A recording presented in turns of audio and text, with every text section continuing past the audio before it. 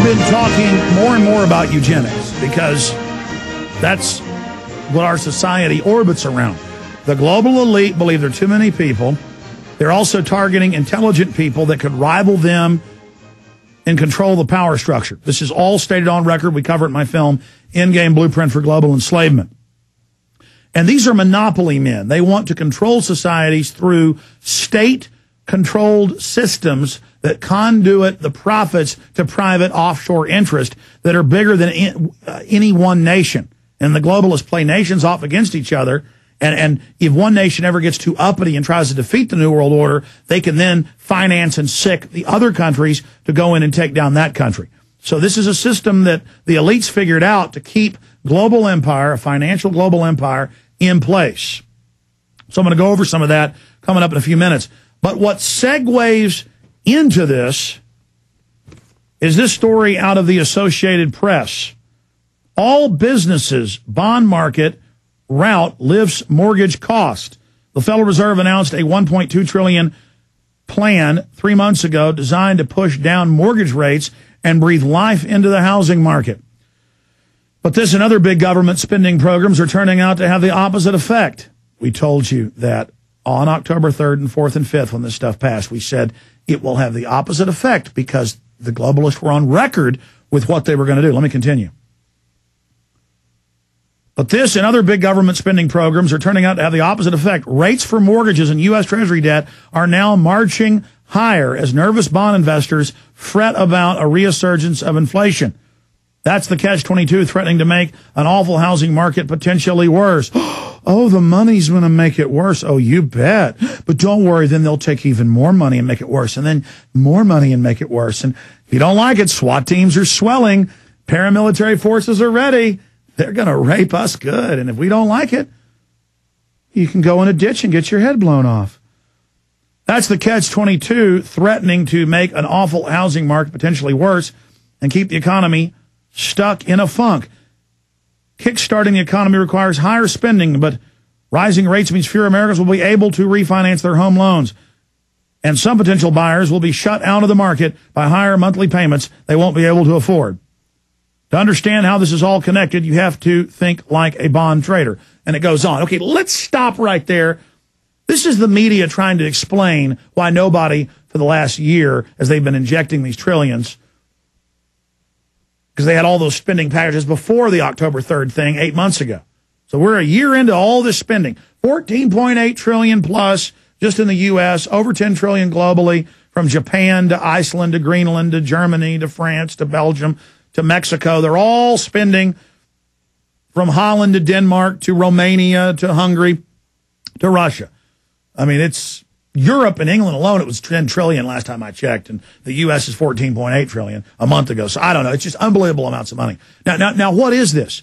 This isn't just governments creating money. They're going to the private central banks and saying, so our fiat money has value. You know, we're controlled by your private central banks. We're going to borrow this, let's say $30 trillion. It's probably more than that globally.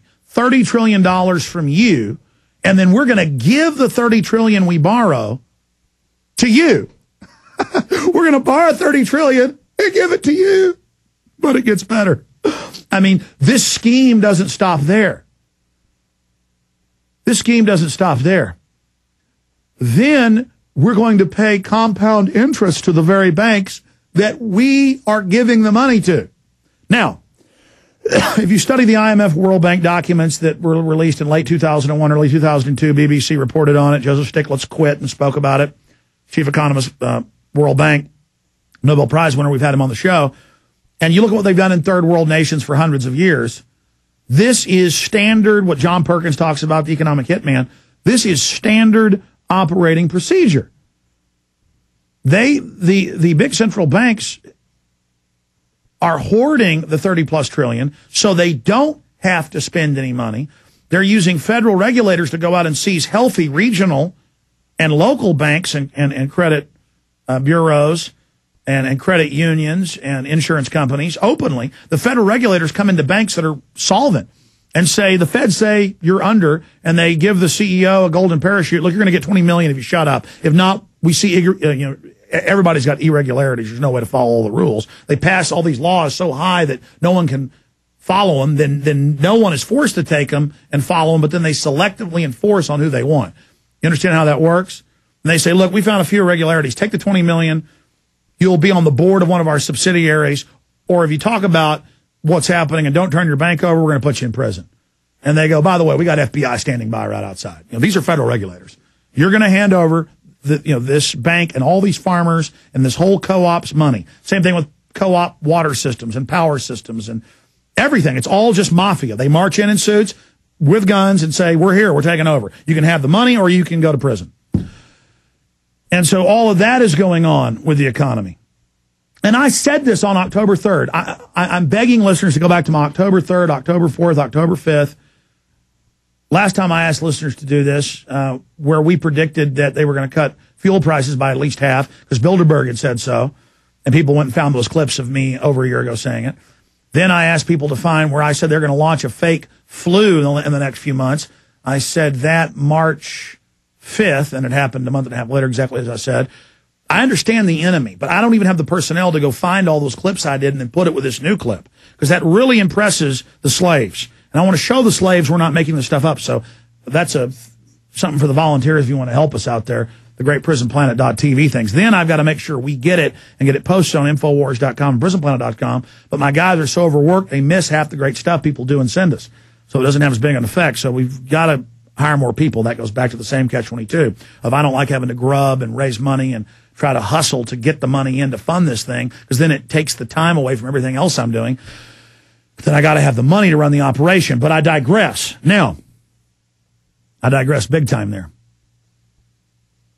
The point I wanted to finish up making about all of this is that they take $30 trillion and they stop lending. The $30 trillion wasn't to get them lending. The $30 trillion was so they can sit out, buy up healthy banks, insurance companies, credit unions, and buy up ports, roads, infrastructures for pennies on the dollar. They usually just buy off the state senators and people on record. Then the state senators are allowed to own their own private banks over the toll roads, like we have locally in Central Texas with the same state senator who is openly pushing that the CPS not have to have warrants when they kidnap your kids. That's open. I mean, you can't make this stuff up, how criminal these people are on record. And I've called them out as criminal by name, and they don't even respond because they know it's true. So I told everybody over and over and over again they were going to use these tens of trillions of dollars to buy up the infrastructure for pennies on the dollar, because by imploding the economy, the banks now get to come in with the tens of trillions of fiat currency and buy everything up. Then they buy up real assets. Then the tens of trillions they've printed and issued and credit to themselves, then it hits as hyperinflation, but they don't care because they've already bought brick and mortar and superconducting super colliders and power plants and battleship factories and cruise missile factories and ABC and CBS and Fox and CNN. See how that works? This is conquering right now. They destroy confidence, panic everybody and say, let us have unlimited money. Let us be totally secretive about where the money goes. Let us be totally secretive about what we do with it. We're above the law. Pass that in the bill. Allow us to keep all the money for ourselves. And we'll turn the economy back on. So it's done. The American people weren't suckered. 98% in Gallup polls, 2,000 to 1 phone calls to Congress saying we don't want the bailout. They still do it. It's criminal. It's unconstitutional. It's wrong. It's out of control. It's evil. It's bad. It's larcenous. It's completely criminal, openly and publicly. The people don't want it. It's unconstitutional. Doesn't matter. It happens. And then lending is totally shut off as soon as they got the money.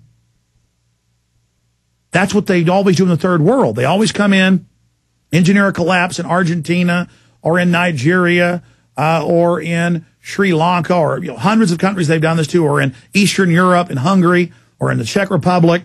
And then documents come out later, they're all public, where they brag how they set this up in the 70s and 80s and 90s and 2000 and 2003 and 2005 and the Asian crisis in the late 90s. They do this over and over again. They come in, they panic people with the media they own. They've bought off the politicians. They say, we've got to go into debt, $20 billion to the IMF World Bank. That's at 30% interest. And a $20 billion loan 5 years later is a $100 billion debt. They've already paid back, $100 billion and still own another $100 billion just on the interest.